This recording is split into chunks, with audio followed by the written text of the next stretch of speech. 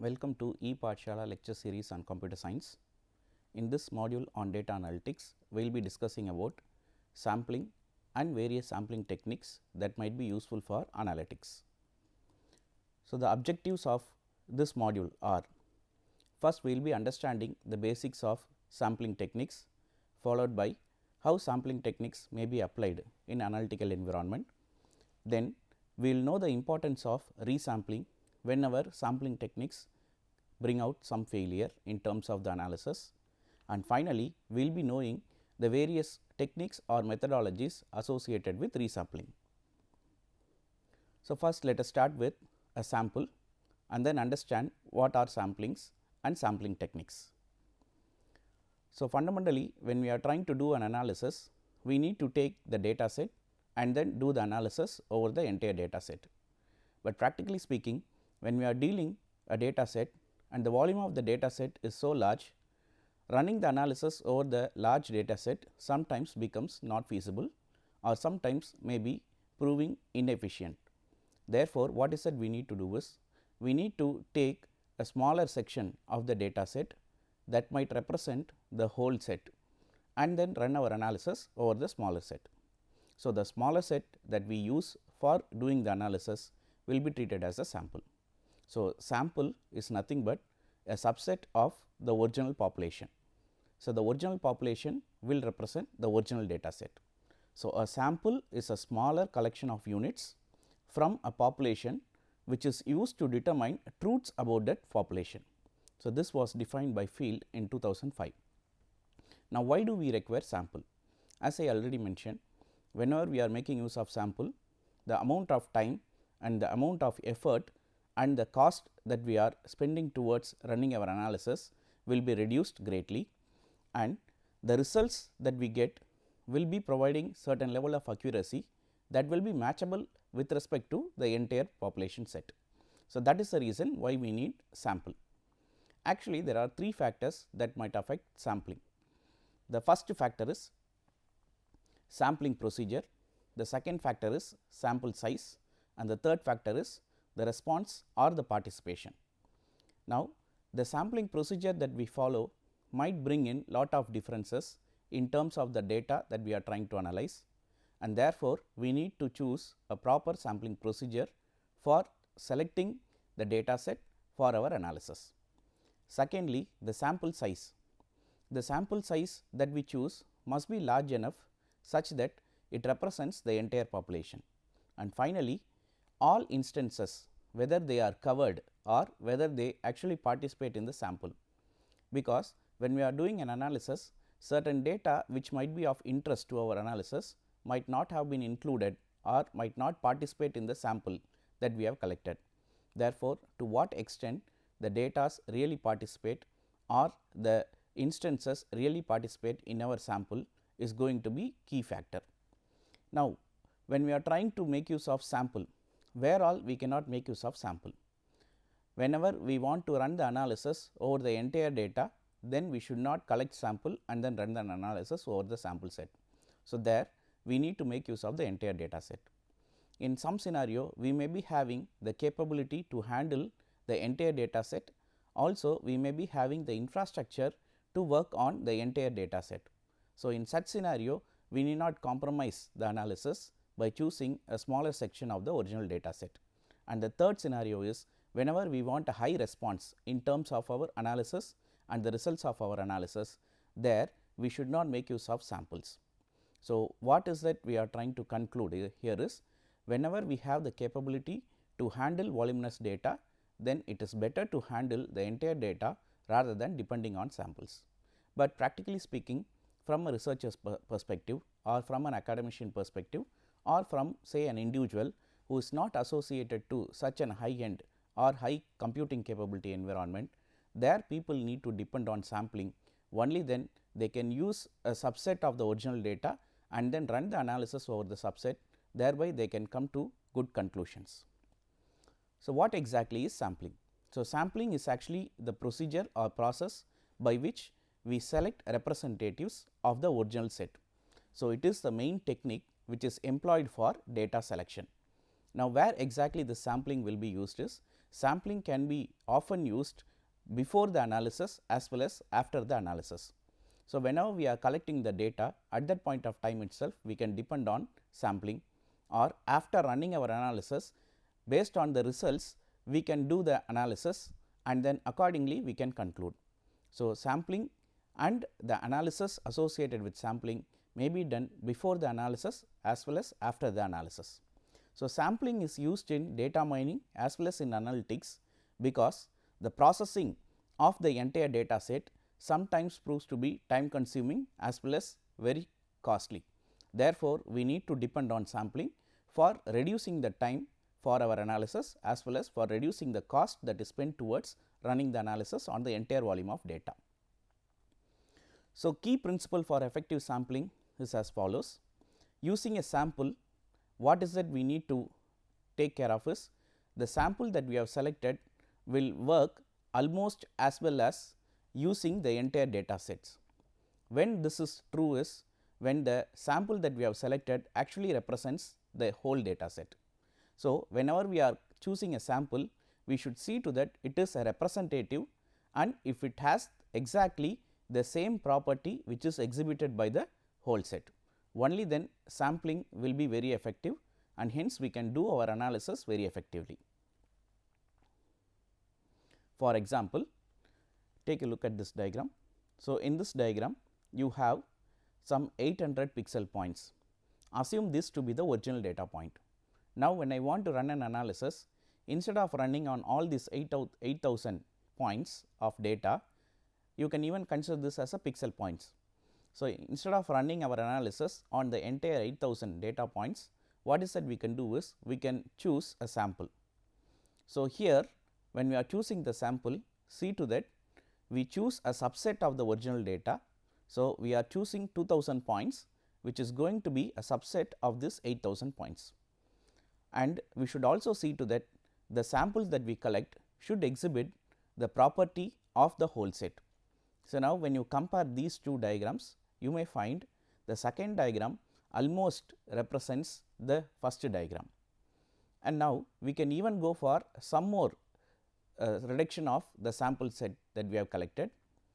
So, here the third diagram shows another subset of the data which is treated to be a sample collected from the original 8000 points. Here the number of points is 500 points only. When compared to the second diagram, here the number of points that we have collected or the number of data that we have collected is too less when compared with that of the second diagram, but still then you can find these 500 points to some extent exhibit the properties exhibited by these 8000 points. So, while we are collecting the samples, we should see to that the subset that we collect must exhibit the property of the whole set. Only then when we run the analysis on this representative data set, we will get good analysis and results for the analysis. So, how this sampling procedure can be broken down? So, first thing what we need to do is we need to clearly understand what is that we want to generalize to. Take for example, we need to first identify what is our theoretical population. Assume we are looking into say the individual data associated to citizens of India. Now, the population that we are going to work on is nothing but the entire population set of our country. Then what is that we need to do is we need to know what is the maximum set of data or what is the maximum population that we can get access to. Assume in a state we are in a position to access only that state's population detail. Therefore, what happens is now from the theoretical population set, what we are trying to do is we are trying to narrow down to the study population. So, what exactly are we going to study? So, in such a scenario we are actually narrowing down from the theoretical population to a subset of it, which is nothing but the population which is of interest to us and the population that we are trying to study or analyze. Then what is that we need to do is we need to know how we can access that set of data. So, this is nothing but the sampling frame. And finally, what is that we need to do is we need to choose using the sampling frame some subset from the study population which might be useful for representative of the original data. So, finally, this is the sample that we have collected. So, first we need to know what is that we are trying to generalize, then we need to know how to get to an access to that particular data and what is the level of data that we can access, and then we need to know how we can access the data, and finally, we will have to narrow down by choosing say a representative set from the original set. So, this is how the sampling process actually happens. So, diagrammatically this sampling procedure can be represented like this. So, you have the blue color circle representing the target population. Now, from the target population we are trying to narrow down to the study population, which is represented by the green color shaded circle, and from the study population now all that we are going to do is we are going to select representatives, which is nothing but our sample, which is indicated by means of dark green shaded circle. So, the overall population is our target population, then we narrow down to the study population, and finally, we collect sample from the study population for our analysis. Now, having understood what exactly is a sample and then sampling, then we will understand what are the various types of sampling techniques. Sampling techniques can be broadly classified into two types. One is non-probability samples, another one is probability samples. What are non-probability samples? Non-probability samples are also known as convenience samples because it is ease of access, that is easily we can access such population subset. So, what exactly happens is we are trying to select a sample from the elements of the population that are easily accessible. That is the reason why it is mentioned as ease of access. Now, when we are doing such kind of sample collection, then it is associated to a purpose. So, it is also known as purposive sampling, in other words judgmental in nature. So, we choose those sample points or those sample data that might be useful for our analysis or that we think might be useful for our study. So, we are trying to make use of a purposive sampling here. So, it is also called as a quota sample. Non-probability samples are actually associated with probability of the sample set, where we do not know exactly what is the probability of say a particular data or say a particular sample might be associated with. So, the probability of being chosen for a particular data point or for a particular data is completely not known. Though this non-probability sample proves to be cheaper, but it is unable to provide a generalization, and this will result in bias with respect to our analysis. So, we may end up with say a sample set that may be completely biased. So, the second type of sampling technique is probability samples. So, in probability sample, what exactly we are trying to do is we are trying to make use of random sampling. So, each subject has a known probability of being selected. So, what exactly makes this is this property will allow applications of statistical sampling theory to result, and hence we may end up with generalization as well as we can test the hypothesis. So, fundamentally random sampling will allow applications to generalize the study as well as to test the hypothesis that has been proposed or that has been defined.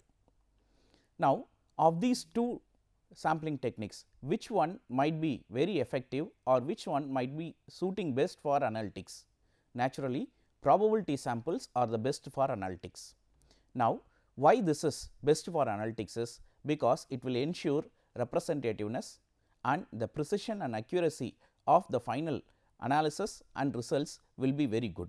That is the reason why probability sampling techniques are better when compared to non-probability sampling techniques with respect to analytics. What are the various methods related with probability samples? So, the first technique is simple random sampling, the second technique is systematic sampling, the third technique is stratified sampling, multi-stage sampling, and finally clustering sampling. So, these are the various types of probability sampling techniques are available. So, now when we are trying to work with respect to probability samples, first let us understand what is simple random sampling. So, in simple random sampling, what happens is, we will be choosing say a population, and that population when it is going to be small, then we can apply the simple random sampling. So, whenever the population that we have collected seems to be small, then we can blindly apply simple random sampling. Now, what exactly happens is, all subsets of the frame are given equal probability. In other words, each element of the frame thus has or gets an equal opportunity for the purpose of getting selected into the sample set.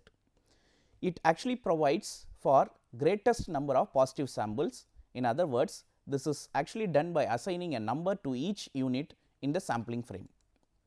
Now, what are the advantages and disadvantages of simple random sampling? The main advantage is, estimates are easy to be calculated, and therefore, when you want to test your population parameters, then it becomes very easy. The disadvantage is, certain subgroups that might be exhibiting in minority in our original population might not get a chance to be part of the sample data that we have collected. Therefore, the sample might be insufficient in terms of the analysis that we are performing. With respect to this simple sampling, the sampling can be of two types. One is, it can be with replacement, another one is without replacement. So, sampling without replacement means, any item that we select or choose will not be replaced back into the population. So, that is the meaning of without replacement. So, what happens is, once we choose a particular data for the purpose of deriving our sample set, then the data will not be replaced back into the original population. Sampling with replacement is opposite of this. Any data that we choose as part of our sample subset will be once again placed back into the original population. Therefore, the chance of the same data which has been already selected is there and it is more, and hence in the second time when you are choosing another subset of data, there may be a chance originally or already selected data will once again come into picture. So, in sampling with replacement, the same object can be picked more than once. The second type of sampling is systematic sampling. Systematic sampling actually depends on arrangement of the target population according to some criteria, and then what we do is, we select the elements at regular intervals. So, we need to first have an ordered list, and then we need to apply some criteria for choosing the elements from this ordered list. So, for example, when we have say some k, that when we have a population, what is that we are going to do is, we are going to first sort them, and then after sorting we will be picking say the kth element. So, initially we may start from a sample at random, and from that point of time we will be choosing say the kth element, where k will be equal to the ratio between the population size and the sample size. Now, we can take an example. In that example, we may find every third element or say third individual in the sample is being selected, which is an example for systematic sampling. So, here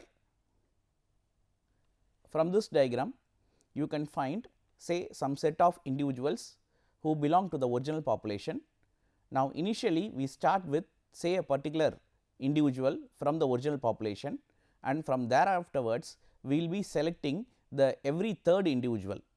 So, what actually we are trying to do is, we first sort the population as per an order, and then we start at random from any individual, and from that point onwards we start selecting the population, or we start selecting the data as per some criteria.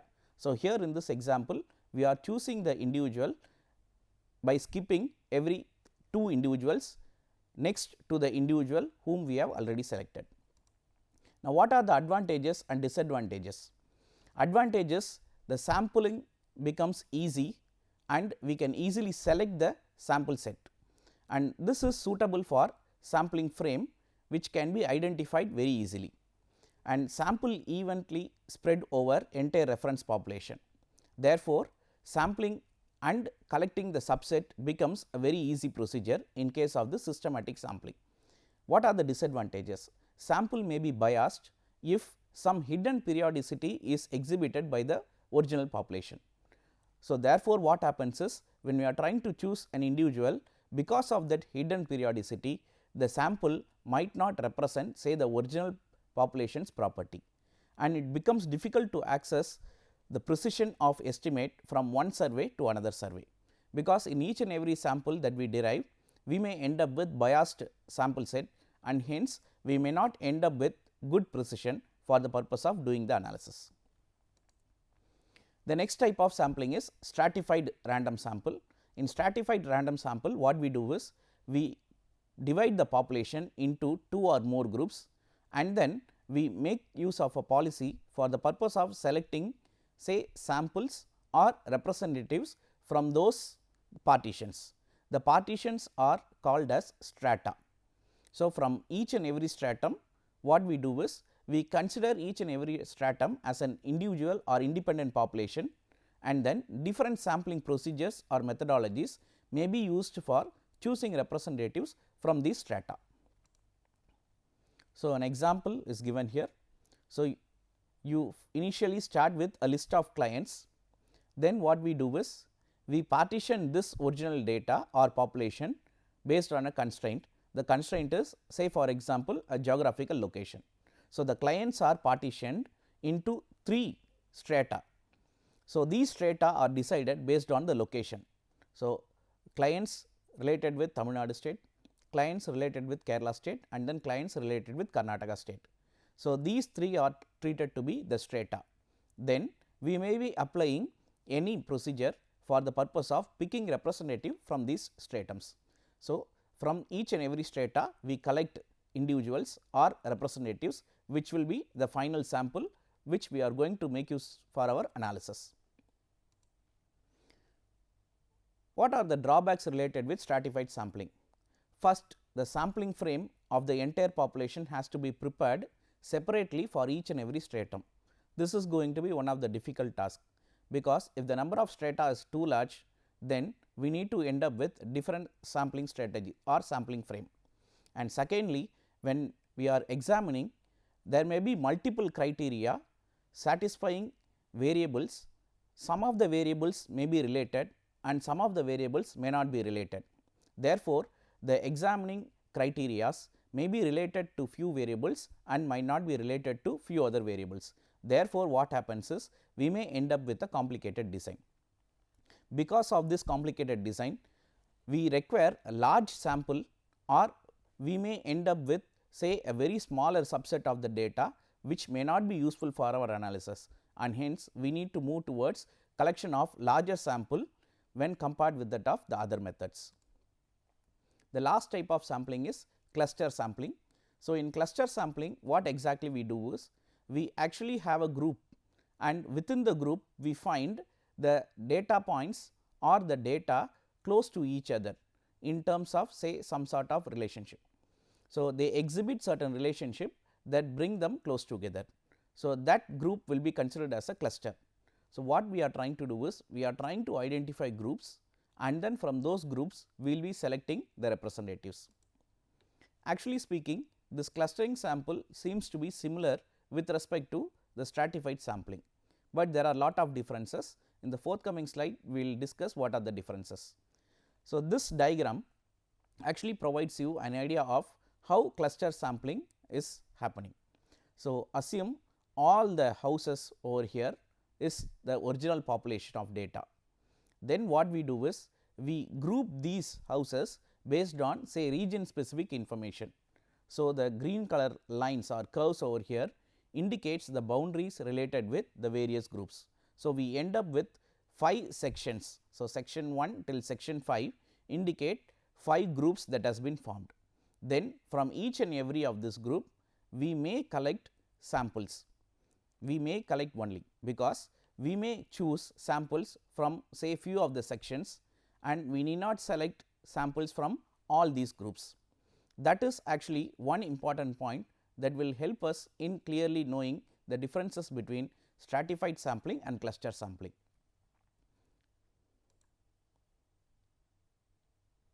So, the differences between strata and clusters. Strata, fundamentally all strata are represented in the sample, that is in the final sample that we have collected we will be having representatives from all the strata, but with respect to the clusters we may find only few of the representatives from few of the clusters have been selected, and that will be part of the final sample. This is one fundamental difference between strata and cluster.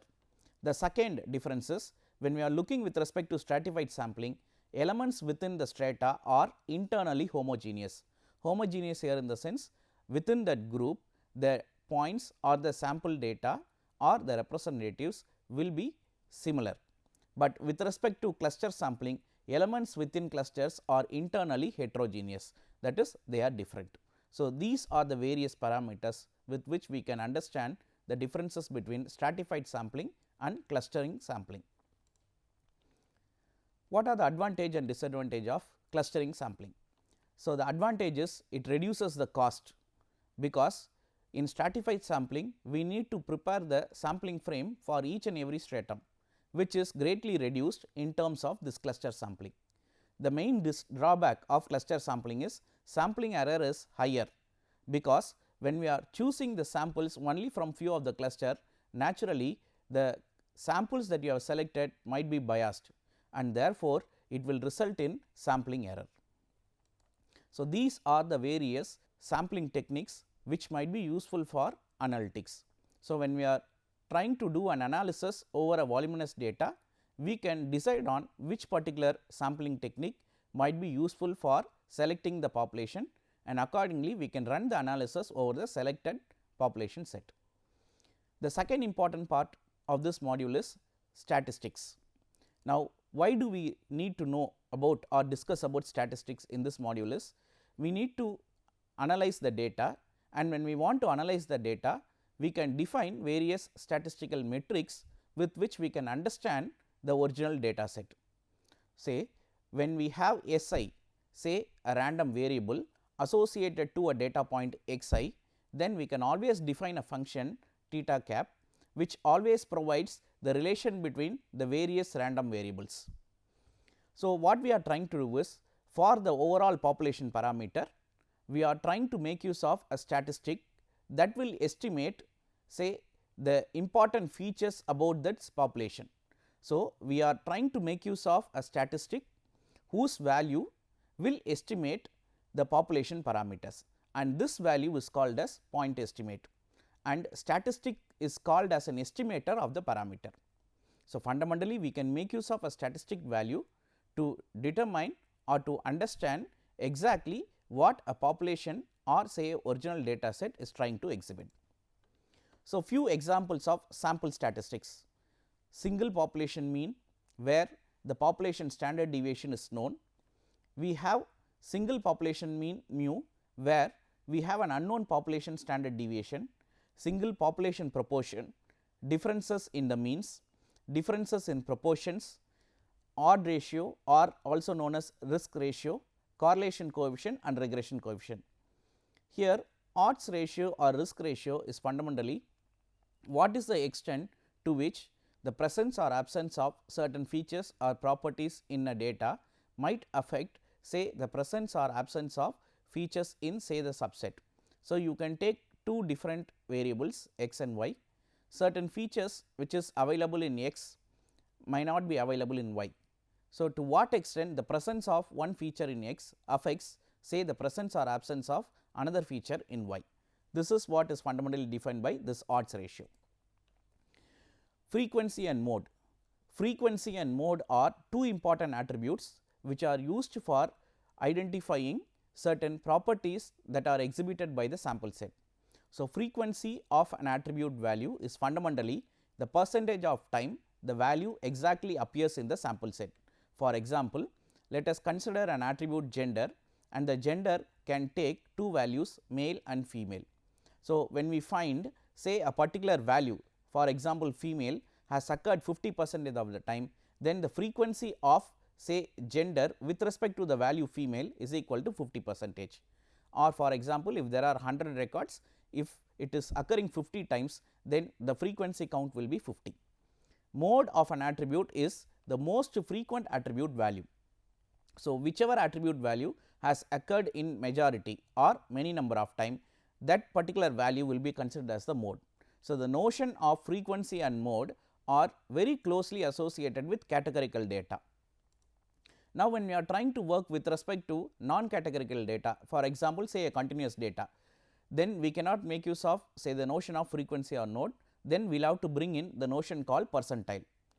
Say for example, when we have an ordinal or a continuous attribute x and say for example, a number p between 0 and 100, then we can call the pth percentile of this variable x as a value x p, which say exhibits, that is p percentage of the observed values of x are less than the x p value. For example, if 50th percentile is the value of x 50 percentage, such that 50 percentage of all values of x are less than the value that is taken by x 50 percentage. Then we have other measures like median and mean, which actually exhibit the central tendency. Mean is the most common metric that is used for identifying the location of a set of points. Practically speaking, mean is affected by means of outliers. Thus, the median or a trimmed mean is also commonly used. So, wherever we cannot make use of mean, there we can make use of median. For example, when we are making use of mean, assume it is related with say set of age of students who get admitted into a college. For example, the age ranges between 18 to 21. Suppose during the time of data entry, assume there is a typographical error that comes into picture. Instead of 21, it has been wrongly typed as say 12. Then what happens is, when we compute the mean will tend to orient towards the outlier or say the noise, say 12. Therefore, what happens is, when we want to identify the location of say a set of attribute values, then it will be oriented towards the noise. Therefore, mean cannot be used in such scenarios. So, when we know that the data is affected by means of noise, then we should not make use of mean, instead we should make use of median. So, what is that we are going to do is, we are going to sort the values of a particular attribute and then we will be choosing the middle value. Suppose we have say odd number of values for a particular attribute, then the middle value, which is x r plus 1, will be chosen. Suppose there are even number of values for an attribute, then we will choose the middle two elements and then we will take an average of those middle two elements, which will be used for representing the median. So, now when we sort the values, take the middle or say the average of the middle two elements, naturally the noises will be only falling in the boundaries. Therefore, when we are choosing the middle value, naturally the middle value will not highlight the noise, and hence median is said to be very good when compared with mean. There are other measures like range and variance, which actually highlight the spread of the data. So, range is fundamentally the difference between the min and max, and variance or standard deviation is a measure of spread of a set of points. So, variance is given as per this equation. So, it is fundamentally the difference between the mean and the data value, the square of this difference and summation of all data points and their difference with respect to the mean, the whole divided by m minus 1, where m is the total number of values taken by a particular attribute x. So, this variance or standard deviation, since it is dependent on the mean, this variance or standard deviation is also sensitive to outlier.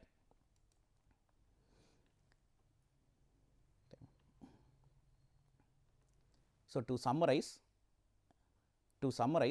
in this module we understood what exactly is a sample and we have learnt what are the various sampling techniques that might be useful for analytics, and also we understood the basics of sampling that is essential for making an analysis a real analysis. Thank you.